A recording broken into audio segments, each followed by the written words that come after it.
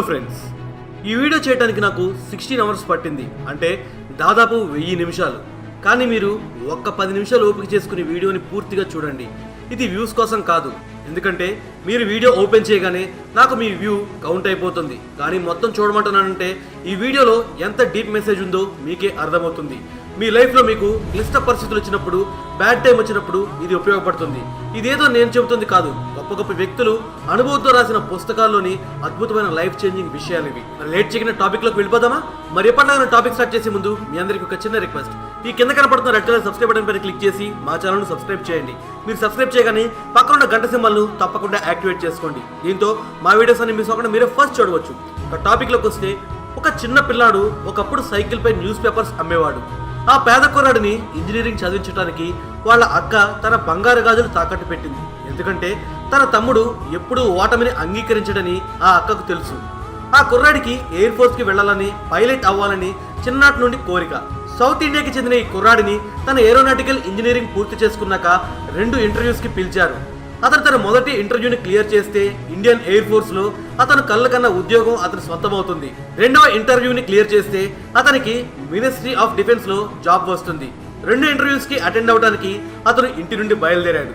మొదటిగా ministry of defence కి చెందిన ఇంటర్వ్యూకి అటెండ్ అయ్యాడు. అక్కడ తన ఇంటర్వ్యూ సక్సెస్ అయింది.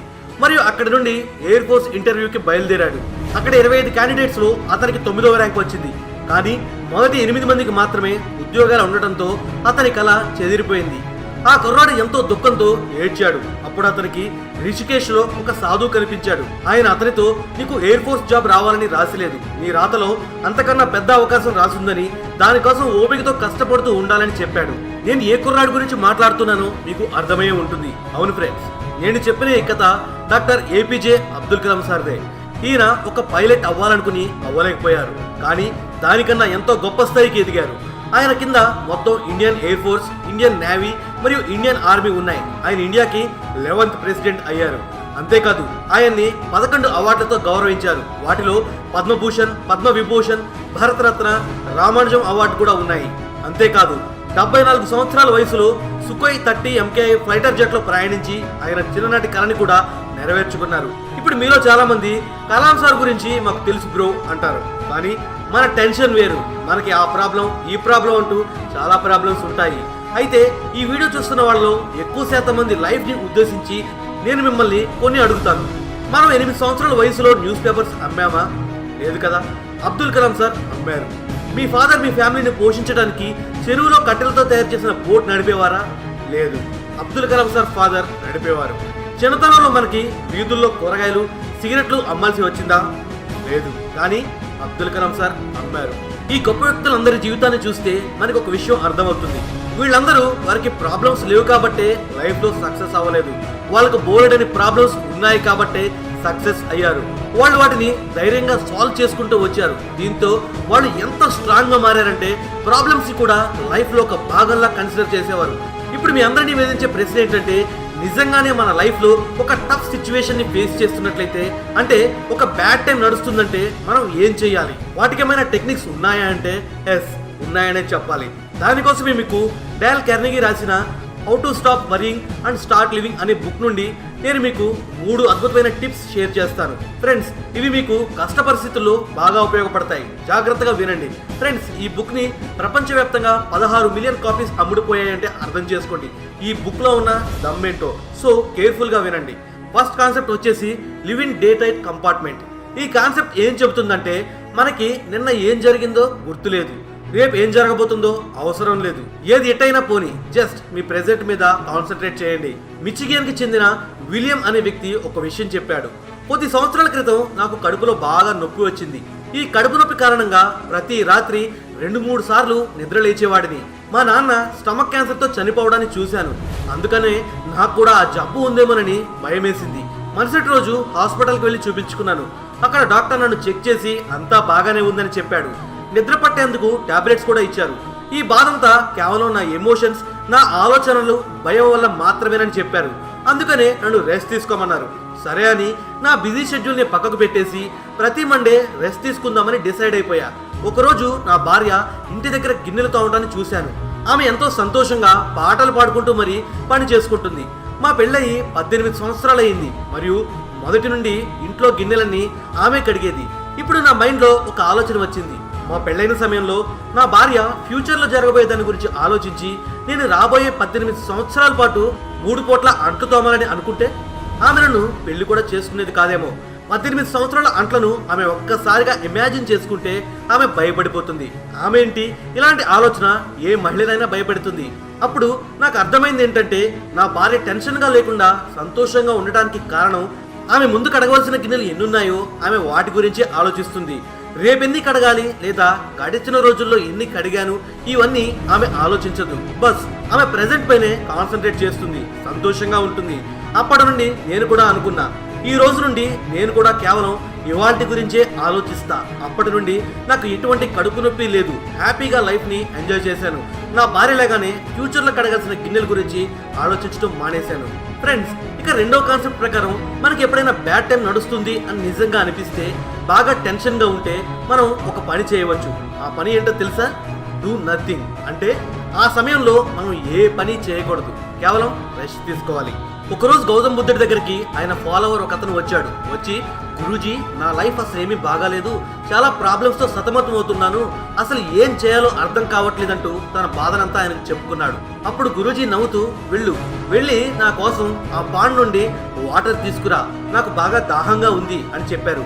బుద్ధ భగవానుడు చెప్పిన ఈ మాటలు విన్న ఆ వ్యక్తి ఫటాఫట్ ఒక బౌల్ తీసుకుని నీళ్లు తేవడానికి వెళ్ళిపోయాడు. కానీ అతను ఆ పాండ్ దగ్గరికి వెళ్ళి చూస్తే దాని నిండా మట్టి ఉండటాన్ని గమనించాడు. దీంతో ఆ వ్యక్తి నీరు తీసుకోకుండానే బుద్ధుడి దగ్గరకు వచ్చేశాడు. వచ్చి, గురూజీ, నేను మీకోసం నీరు తేలేకపోయాను, నీళ్లు చాలా మురిగ్గా ఉన్నాయి, అవి మీరు తాగటానికి పనికిరావు అన్నాడు. బుద్ధుడు మళ్ళీ నవ్వి అతన్ని అదే పాండ్ దగ్గరికి వెళ్ళి మళ్ళీ నీళ్లు తీసుకురమ్మన్నాడు. ఆ వ్యక్తి వెళ్ళి చూస్తే నీరు అలాగే మురిగ్గా ఉంది. వచ్చే విషయం బుద్ధుడికి చెప్తే మళ్ళీ అతన్ని అక్కడికే పంపించాడు. ఇలా 9-10 సార్లు జరిగింది. కానీ 11వసారి ఆ వ్యక్తి ఆ పాండ్ దగ్గరికి వెళ్ళినప్పుడు ఆ మట్టి మొత్తం నీటి అడుగున పేరుకుని ఉండటాన్ని చూశాడు. మరియు పైన నీరు స్వచ్ఛంగా ఉండటంతో ఈసారి అతను బుద్ధుడికి నీరు తీసుకుని వెళ్ళాడు.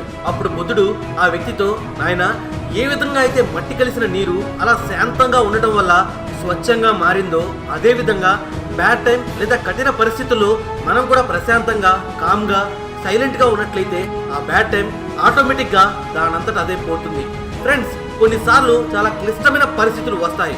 ఇలాంటి పరిస్థితుల్లో మనం ఏదో ఒకటి చేయాలని ఎంత ప్రయత్నించినా చేయలేకపోతాం. అందుకనే అలాంటి సమయంలో మనం సైలెంట్గా ఉంటూ ఏదోలా ఆ సమయాన్ని గడిచిపోనివ్వాలి. మరియు సమయంతో పాటు వాటంతటవే అన్నీ సర్దుకుంటాయి. ఇక చివరి టెక్నిక్ ద్వారా బ్యాడ్ టైంలో టెన్షన్ పోవాలంటే ఆ సమయంలో మీకు బాగా భయం అనిపించే పనులు చేయండి. అప్పుడు మీకు ఆ భయం మొత్తం పోతుంది. అల్మర్ థామస్ అనే వ్యక్తి ఒక అద్భుతమైన విషయం చెప్పాడు. నాకు 15 సంవత్సరాల వయసు ఉన్నప్పుడు నేను చాలా టెన్షన్గా ఉండేవాడిని. ఎందుకంటే నేను 6 అడుగుల 2 అంగుళాల హైట్ ఉంటాను.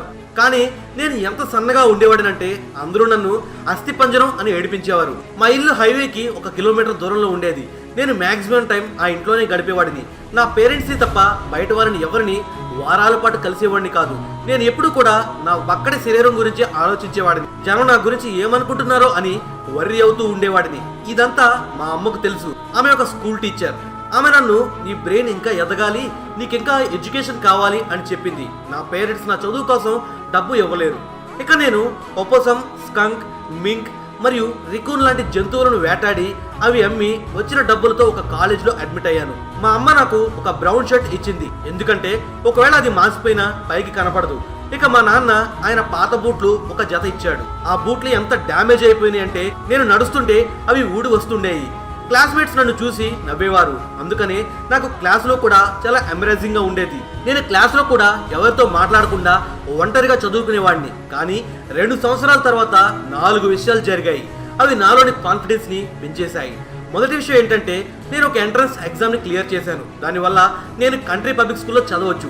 దీంతో మొదటిసారి మా అమ్మ కాకుండా నన్ను ఇంకా ఎవరో నమ్ముతున్నారు అని నాకు అర్థమైంది. ఇక రెండో విషయం ఏంటంటే హ్యాపీ హాలో అనే ఒక స్కూల్లో నాకు ఒక జాబ్ ఆఫర్ వచ్చింది. దాంట్లో నాకు ప్రతి నెల $40 వచ్చేది. దీంతో నన్ను ఇంకెవరో నమ్ముతున్నారని నాకు ఇంకా కాన్ఫిడెన్స్ వచ్చింది. నా మొదటి శాలరీ రాగానే నేను ఆ డబ్బుతో మంచి ఫిట్టింగ్ తో ఉండే డ్రెస్ ని కొనుక్కున్నాను. ఆ బట్టల్లో నేను కూడా మిగతా స్టూడెంట్స్ లాగానే కనిపిస్తున్నాను. ఇప్పుడు నాకు ఇంతకు ముందులాగా సిగ్గుగా అనిపించట్లేదు. ఈ మూడో విషయం కూడా నాలో కాన్ఫిడెన్స్ ని బాగా పెంచింది. నాకెప్పుడు కూడా పబ్లిక్ స్పీకింగ్ అంటే చాలా భయం. ఎందుకంటే నాకు ఫ్రెండ్స్ కూడా లేరు. కానీ మా అమ్మ ఫెయిర్లో జరుగుతున్న పబ్లిక్ స్పీకింగ్ కాంటెస్ట్లో నన్ను పార్టిసిపేట్ చేయమని ఫోర్స్ చేసింది. నాకు ఇష్టం లేకపోయినా సరే మా అమ్మ ఫీల్ అవుతుందని ఆ కాంటెస్ట్లో పార్టిసిపేట్ చేశాను. నేను మాట్లాడబోయే topic the fine and liberal arts of America. నిజం చెప్పాలంటే అసలు లిబరల్ ఆర్ట్స్ అంటే ఏంటో కూడా నాకు తెలియదు. కానీ నేను బాగా కష్టపడి ప్రిపేర్ అయ్యాను. మిగతా వాళ్ళలాగా నేను కూడా నా టాపిక్ని బాగా ప్రజెంట్ చేయాలనుకున్నాను. ఇక నేను ఎంత ప్రాక్టీస్ చేశానంటే ఆఖరికి ఆవుల ముందు గేదెల ముందు కూడా చెప్పాను. మరియు పేరు అనౌన్స్ చేయగానే నేను షాక్ అయిపోయాను. నాకు ఫస్ట్ ప్రైజ్ ఇచ్చారు. జనం నా కోసం అరుస్తున్నారు, చప్పట్లు కొడుతున్నారు. ఇక నన్ను ఎప్పుడు కామెంట్ చేసే ఫ్రెండ్ వచ్చి ఎల్మెర్ నువ్వే గెలుస్తావని నాకు తెలుసురా అని కాంగ్రాట్స్ చెప్పాడు. మా అమ్మ నన్ను కౌగులించుకుని బాగా ఏడ్చింది. అది చూసి నాకు కూడా ఏడుపు వచ్చేసింది. ఈ రోజు నన్ను నేను చూసుకుంటే ఒకటి గుర్తొస్తుంది. ఆ రోజు నేను పబ్లిక్ స్పీకింగ్ లో పార్టిసిపేట్ చేయకపోయి ఉంటే ఈ రోజు నేను యునైటెడ్ స్టేట్స్ కి స్టేట్ సెనేట్ అయ్యేవాడిని కాదేమోనని.